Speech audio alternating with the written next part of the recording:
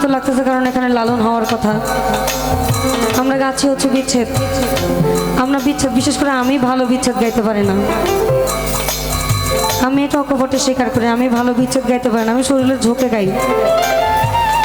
এখানে যে কয়টা গান আমি গাওয়ার চেষ্টা করেছি সে কয়টা গান আদেশের, একটাও আমাদের নিজেদের পছন্দের না, আদেশের।